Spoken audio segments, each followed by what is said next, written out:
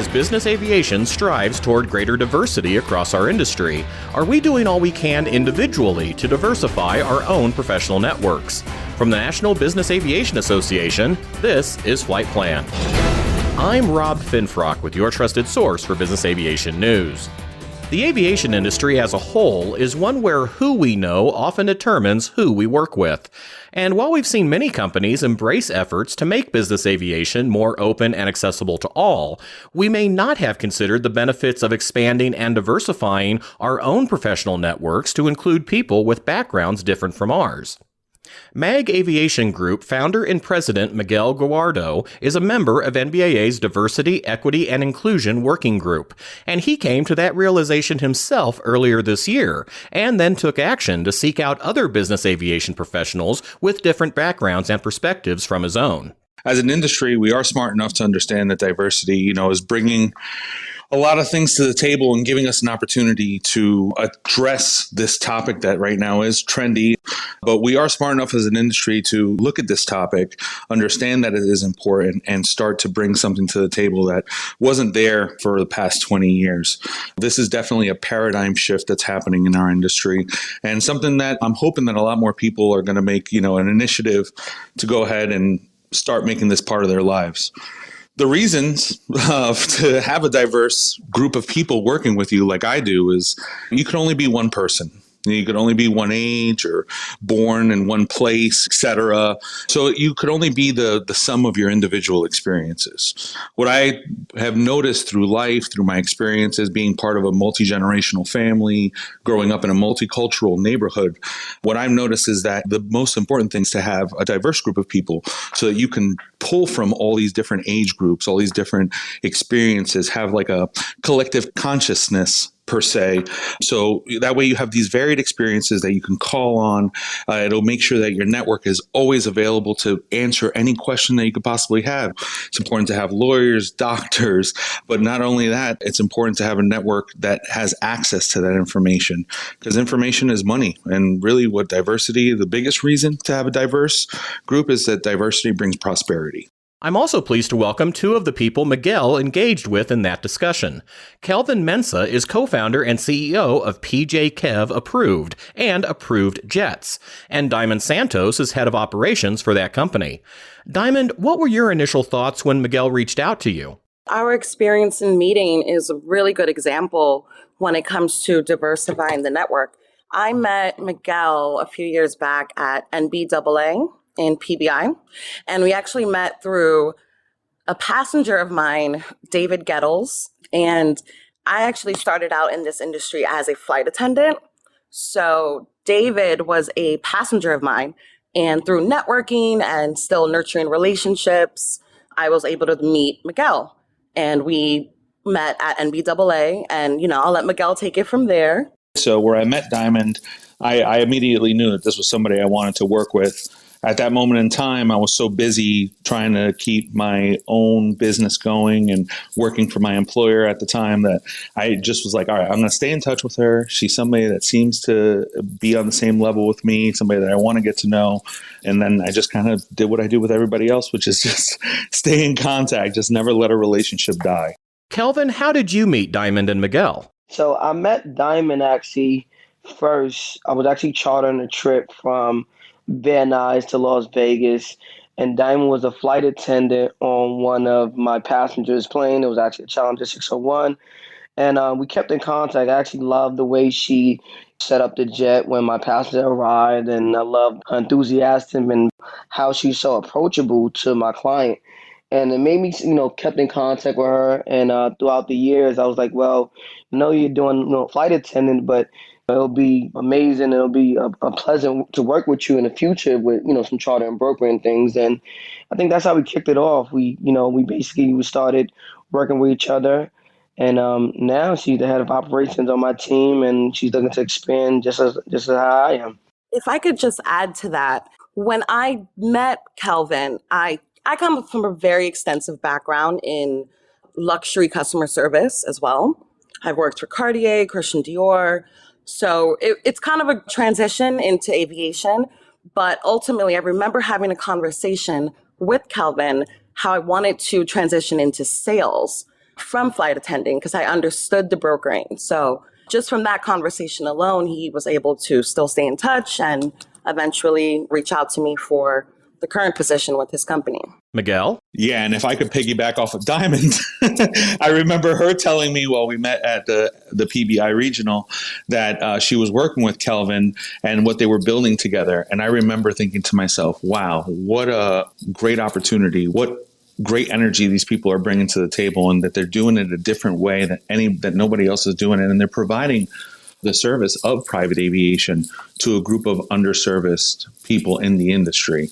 So I just automatically wanted to start working with them. I saw the drive, I saw the hunger, I saw everything that I see in myself. And I think that that's one of the main keys in networking, is to make sure that whoever you go after, go with a genuine approach, make sure you get to know them the best that you possibly can. And if you see that drive, you see that hunger, you see all those things that make everything work, that's what made me want to work with them. That's why I'm here with them. And that's why we're doing this Approved Jets thing and trying to change the way the industry looks. I'll have more with my guests in just a moment after this message from NBAA. NBAA Flight Plan listeners, get ready. Business aviation's biggest event is back and in person. Register today at nbaa.org/2021. We'll see you there. We're back now with Kelvin Mensah, Diamond Santos, and Miguel Guardo, and our discussion about developing more diverse professional networks. Miguel, what were some of your thoughts when you decided to reach out to Diamond and Kelvin to expand your network? I would say that the first conscious step is just to genuinely take an interest in the person as a whole. After I realized that this is a person I like as a person, then I started thinking to myself, okay, how can I apply what I know and what they know, and how can we grow together as a team? Kelvin, as an example, has an enormous network. He's built an incredible brand for himself. Everybody knows who he is and what he does. And what that's been able to do is bring a lot of opportunities to my side of the table. Up until this point, Kelvin and his team and PJ Kev Approved, what they were doing is that they were brokering planes. Now we have the opportunity to go and acquire aircraft, manage those aircraft, and potentially one day be one of the first minority-owned charter companies in the United States, which is one of our goals. So all this developed as a part of our relationship, not so much as a outright goal from the initial part of it. Kelvin, how has knowing Miguel and Diamond helped you expand your perspectives and expand the PJ Kev brand? It helped me in tremendous ways. You know, I was having an influx of clients reach out to me directly. And when I brought Diamond and Miguel on board, it kind of helped me track those clients down and give a perspective on what clients belong to where. And Miguel was be able to assist me on acquiring aircraft, showing me the operational side of the aircraft, which I didn't really know. Diamond was able to exponentially grow in sales and do tremendous numbers, and I think I won't be able to do this by myself. So the team is very, very important. Now, how it diversified me when it comes to networking is that, you know, we all come from different parts of the world and different backgrounds, and Diamond brings her clientele, and I bring my clientele, and Miguel has his clientele. So we all come to one, I think, and it helped us basically build a sustainable business. Diamond, what are some of the benefits you've seen from diversifying your network? Just kind of putting yourself out there and really surrounding yourself around people who essentially kind of disagree with you, other perspectives. So I think a combination of all of those factors help you have a wider range, a wider reach. It's so important that we all work to expand our own horizons like that for all the reasons you, Kelvin, and Miguel have mentioned. But I can also see how approaching someone with the intent of benefiting from their new and different perspective could be somewhat awkward, or worse, that it could come across as overbearing or even patronizing, the complete opposite effect from our intentions. How do you recommend we find the right balance, Diamond? I feel like it's like anything in life. It's a give and take. You know, that's how you keep the balance. With Miguel, he knows I've called him endless amounts of times with questions about all sorts of things. And in exchange, you know, I've answered his questions. Now we're teaching him more like the brokering side and the 135 side of the industry, but it's a give and take. It's a balance. Time is currency. So you give me your time, I'm going to give you my time. Kelvin?